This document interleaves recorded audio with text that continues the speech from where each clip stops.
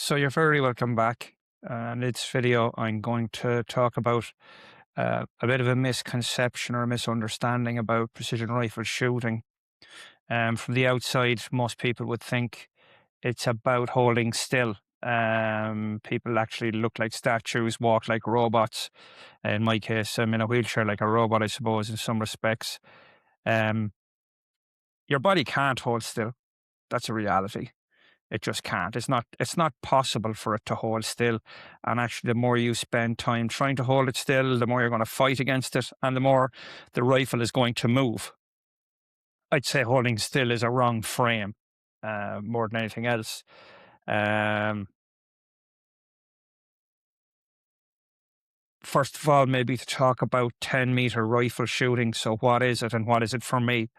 It's an Olympic class sport. It's able-bodied and people with disabilities are involved. Same distance, 10 meters.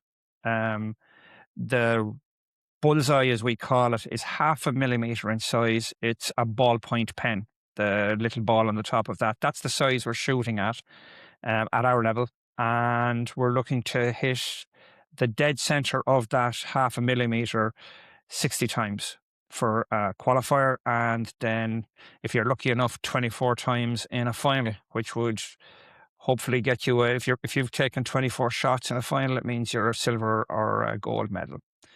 Um, in the able-bodied class, we have the people using their arms, full bodies, arms left and right. In my class, I'm in what they call SH2 with the spring support. So my left arm doesn't function properly. Therefore, the rifle is being held on a spring. Um, Qualifying is, as I said, 60 shots in 1 hour and 15 minutes. And we're talking about concentric circles. So the way it's scored is there's an outer ring of 1, then the 2, 3, 4, 5, 6, 7, 8, 9, and the bullseye is a 10 ring. But because it's so competitive in able-bodied and disabled categories, we have decimals within that. So there's 1.1, 1.2, 3, 4, 5, 6, 7, 8, 9, 2, 2.1, and so on. That half a millimeter has 10 concentric circles, the perfect shot being at 10.9. And the goal is to hit that bullseye as often as possible, as dead center as possible. And we don't use scopes, we don't use magnifying elements on our sights. They're called steel sights. And literally what we have is we've got a rear sight, an iris we call it, similar to the iris in the eye, opens and closes. It's possibly 1 millimeter in size. Then we have a foresight, and it's got a circle ring, and in that it's got a ring as well. And we try and align all those rings in the rear sight with the foresight with the bullseye. And the closer you are to a perfect center, the higher your score, all things being equal, which sometimes they're not. With a half a millimeter in size, you're talking about even being able to see your own heartbeat in the foresight. You'll see movement in the barrel, and that movement is not your friend. Our focus is to try and get what we call a steady hold, so that the rifle is naturally just wanting to sit there in the dead center of the target. People who come into the sport, they'll look all around. They'll have probably looked online, and they'll see that people actually stand still.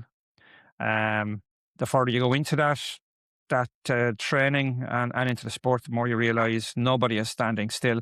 It's physically impossible to stand still, or even in a wheelchair, to sit still.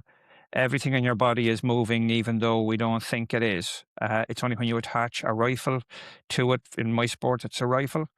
It's only at that stage that you actually realize there's massive movement. When you look down the sight, it's never steady. And the goal is not to try and hold it or force it to stay steady. It's to accept that the body is going to move anyway and work within the confines of that. So instead of trying to stop the body, we accept it moves. It's a natural thing. Tensing the muscles.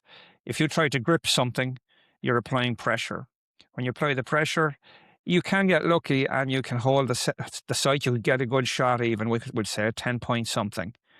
The reality is, over 60 shots, the ability to apply that same amount of pressure through your muscles. Remember, you've got core muscles, arm muscles, head muscles, finger muscles for pulling the trigger. Are you going to be able to repeat that 60 times for a qualifier and 24 times for a final? The reality is, when pressure comes on, now you have adrenaline running. It's highly unlikely you're going to be able to hold the rifle in a meaningful way that gives you perfect results every time. That finger can start to twitch even under pressure when you feel a shot of adrenaline run down, in my case, the right arm. Now your arm is actually starting to tense up. You could actually have a false fire, which early on in my training I would have had, which would have been, I'd been pointing at the target, but actually the trigger releases what we call a flyer without even realizing that you've done it. It's tires you out. Having to hold steady, hold physically steady, it just wears you down. It's quite a difficult sport when you think about it. We train physically and mentally, the whole body and the whole mind, if you want, so that it actually relaxes. That's the focus. That's the goal.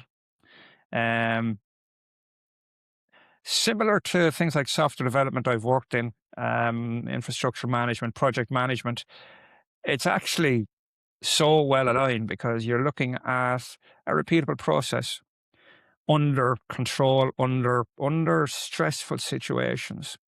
The body's always moving. You're breathing in and out. When the rifle is attached to that, now it's moving up and down, left and right. You don't want to stop that movement. You want to work within it. Similar to infrastructure project management, software development management. You work within the process. You work with what you're given. There's no perfect system, but there is a perfect method to execute the system if you want. In shooting, the job is to align the system, the body, the rifle sight.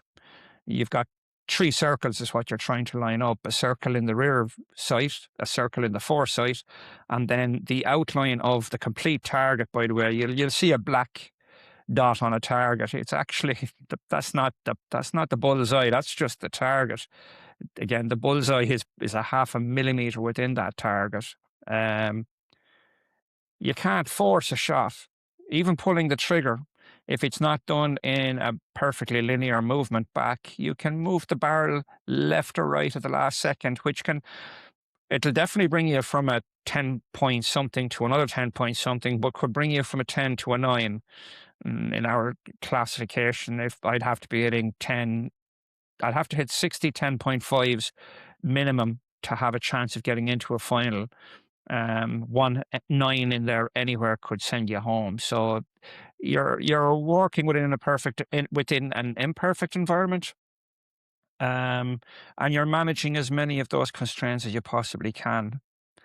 So what we're trying to do is what we call build a position, and the position is your body position with your muscles attached. That might sound odd. In my case, I'm sitting in a wheelchair.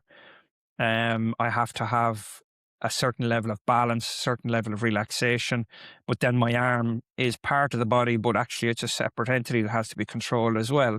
You're putting your head down on the cheek piece. That has to be managed effectively. And you're building a position, as we call it, so it's naturally aligned and it supports itself. That's key. It has to support itself. Reason being that rifle has to align every time to the same spot. You can't physically move it onto it. If you do, you bring in different elements that can, it can look perfect. It can look like you're right on the 10, and it's because your body has moved slightly, or you've used muscles to move the rifle slightly onto the bullseye. And in effect, that can't be maintained over 60 shots for a qualifier or a final. Finals are a little bit more complex and a little bit more stressful, to be honest. The breathing is not held. It's not even deep. It's a settled breathing. I use what I call box breathing. Started out with that at the very beginning. And what box breathing is you breathe in for 4, you hold for 4, you release for 4, and then you hold for 4 again. And you repeat that cycle as a starting point anyway. when you breathe in, the sight goes off the target. I have this stand that sits in front of me. It's a spring. And as I breathe in, the rifle sight goes down. I breathe out, the rifle sight comes up. Um, I have to breathe. It's not physically possible not to breathe and to shoot. So it's not to say don't do something, it's to say to work with something. So what I'm doing is I'm allowing the breathing cycle to be built into the physical cycle of the shooting. When the trigger is ready to be pulled, that's an interesting one. I train the subconscious so that it actually takes over in a qualifier or in a final.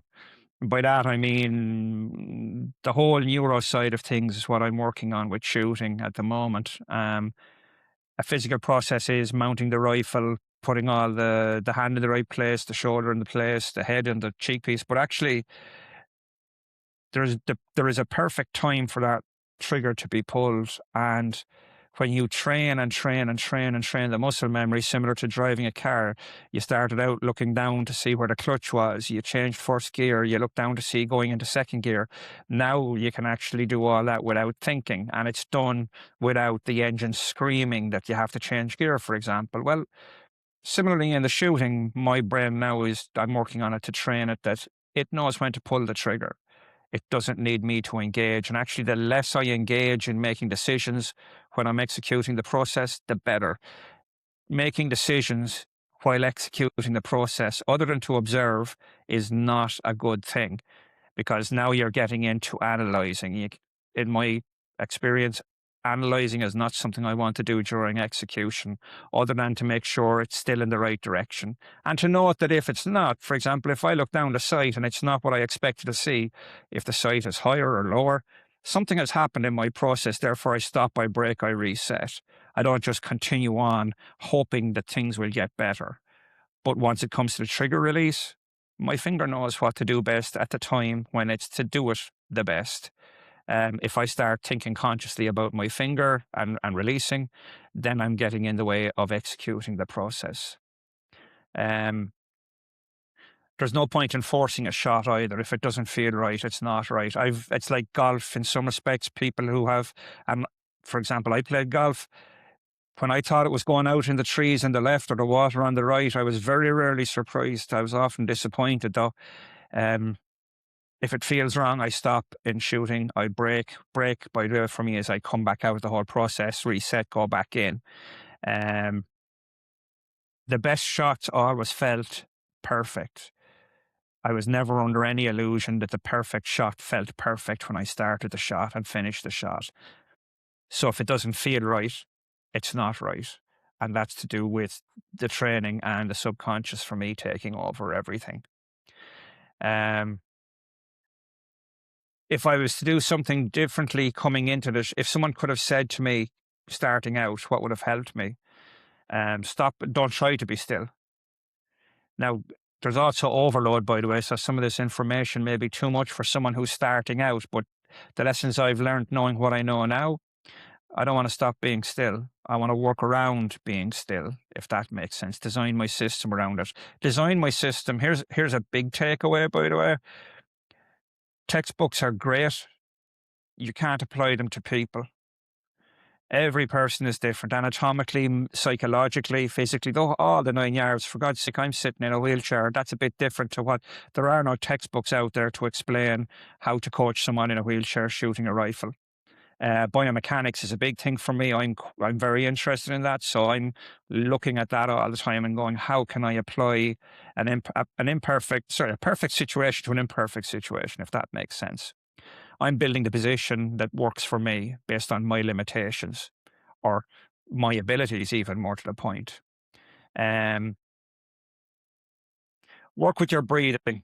I think this is a thing that we're designed to survive. You hold your breath. There's an element inside us kicks off at some stage that goes, I need to breathe. I need to get out of here. I need to survive. When that happens, the muscles don't go relax. They actually go into a tense hopefully flight mode or fight. So what I do is if I was you, I'd start working on my breathing and build my system with my breathing. They're not separate. I'd also say the shot needs to break, don't make it break. The trigger, there's a right time for pulling that trigger, and it's not a textbook, and it's not an analytical. Your body will feel at the right time for that shot. Don't question it. Go with it. I'd say that the message for anyone who's starting is the rifle, a 10-meter air rifle, standing still. It's not about standing still. It's about executing a repeatable process under control. That's the key. It's all about the control. One thought I'd have, by the way, is the shot you took 5 minutes ago and the shot you take 5 minutes from now, they should look identical.